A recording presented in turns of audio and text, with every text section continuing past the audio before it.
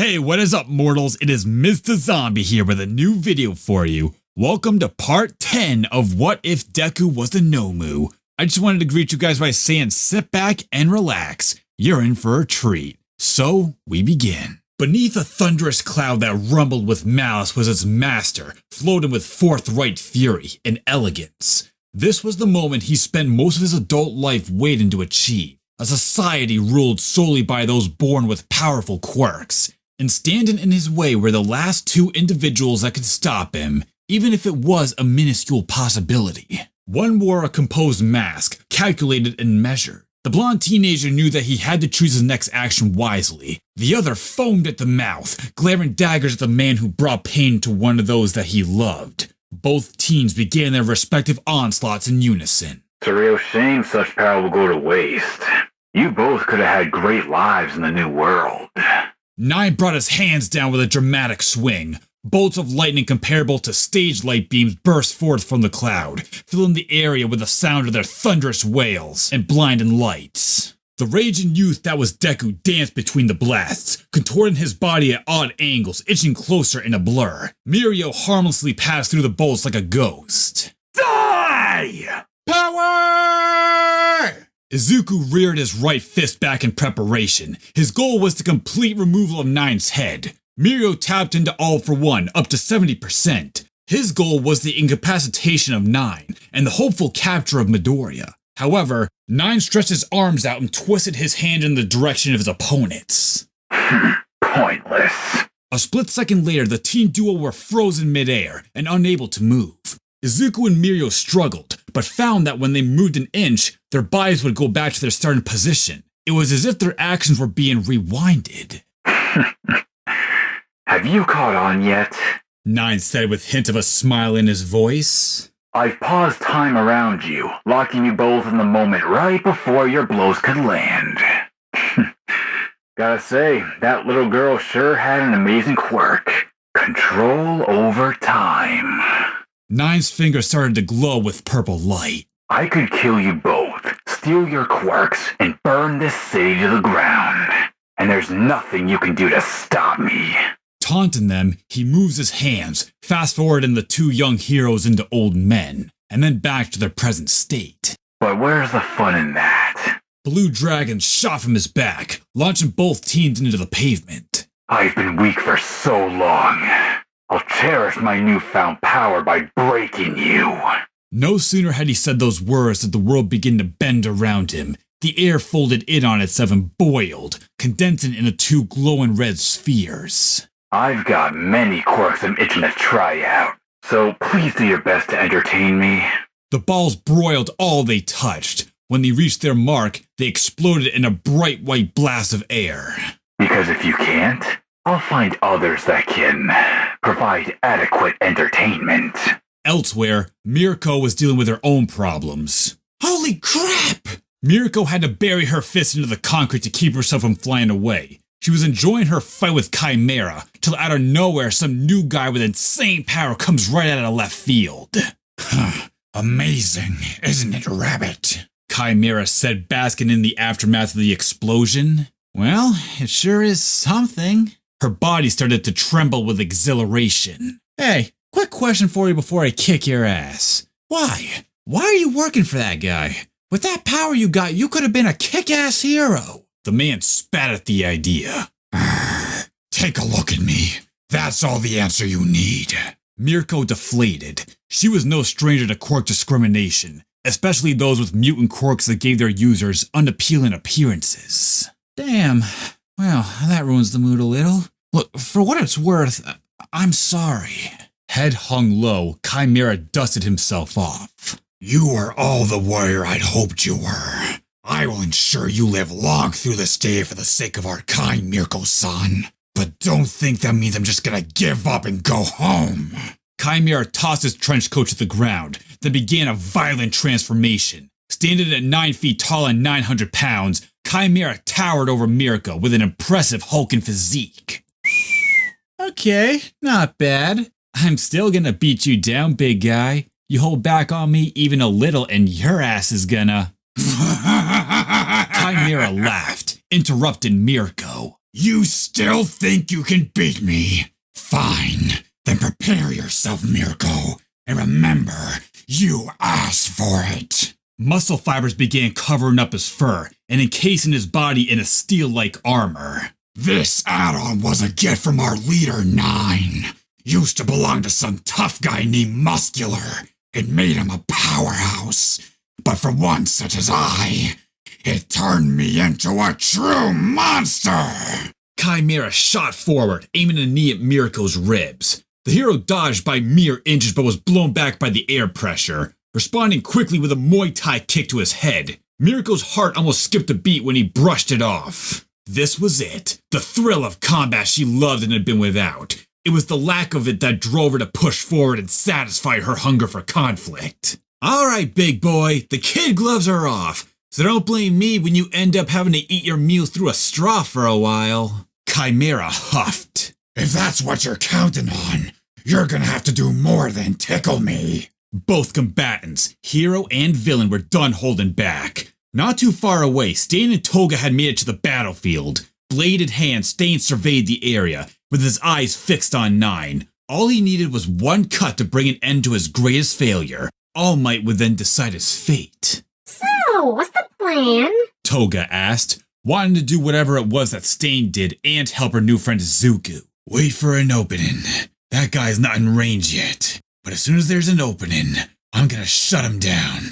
No more mistakes. Stain said without bothering to look in her direction. Toga was thrilled because she was seeing her hero in action. Back at the conflict, Muriel managed to activate permeation at the nick of time. The blast radius of the super condensed air had been insane. Muriel had seen a lot in a short time as a hero, but this was the major leagues. He had gotten the power which Sir told the young man was his destiny. Armed with it now, he wondered if he truly should have said yes to taking the power. Muriel was far from a coward. He would risk his life for another in any given situation. But now, he pondered if it was a selfish act. He and those extremely close to the situation knew Izuku wasn't All Might's true son, but the relationship between the two was akin to the one he started with Sir Night-Eye. Muriel couldn't imagine the pain, could imagine similar or worse situations happening to his loved ones, as the holder of One for All, a future he could not allow to be. In a nearby crater, Izuku stirred. He was nearly blown apart by the condensed air of one of 9's attacks. If he hadn't been able to harden his body with a shell, it would have been game over for him.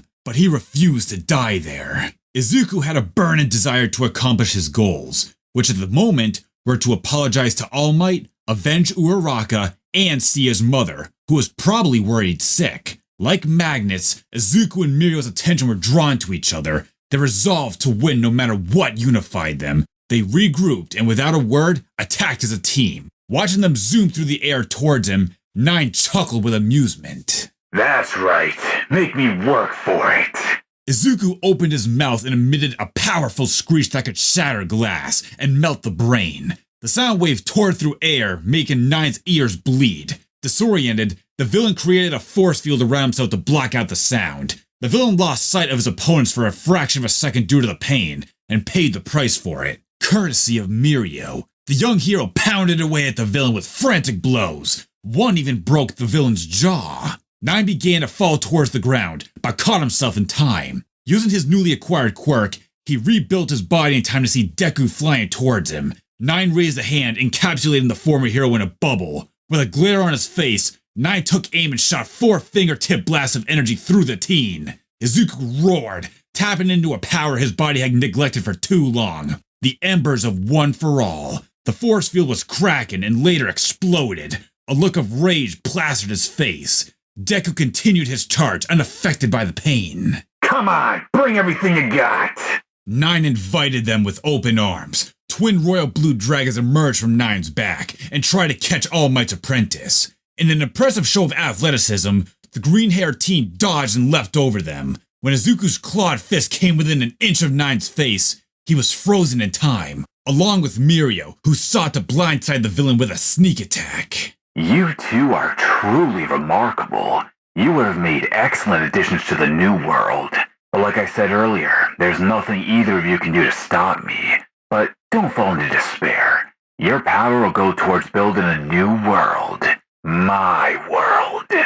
Nine reached out to take a hold of both teens, who struggled against invisible restraints. It felt pointless, but both teens refused to give in. Huh?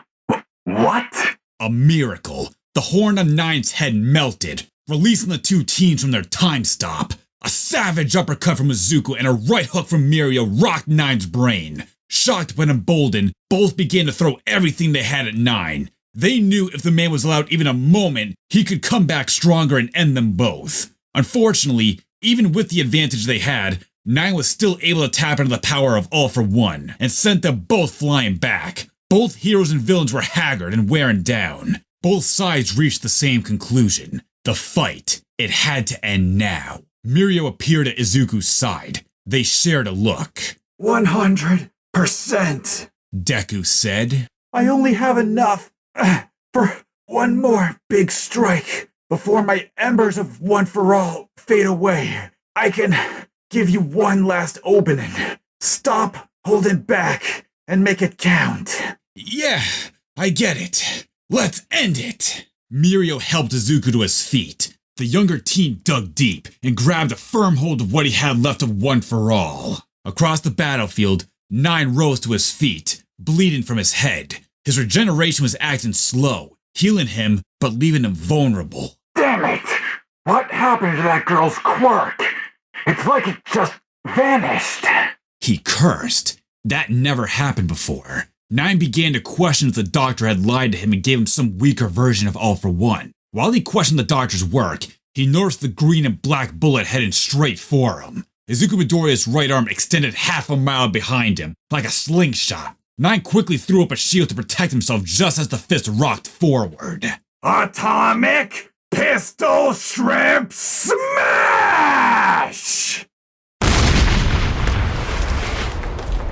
Air boiled around Deku's fist, bursting with flame as it connected. The force of the impact was enough to cause a massive explosion and melt through Nine's defenses, incapacitating the villain, while at the same time causing Deku's normal arm to erupt and vaporize. Seizing the opportunity, Muriel powered up One for All to 100%. Plus Ultra! Phantom Menace! A torrent of 100% smashes came flying at Nine from every angle. Muriel kept it up until the villain slumped over in defeat, and his fists were broken, bloodied, and bruised. It was finally over. Muriel rushed over to his junior's side. Izuku was in poor shape. His arm was gone. He was bleeding from his wounds, and his ebony skin was reverting back to its usual color. Oh man!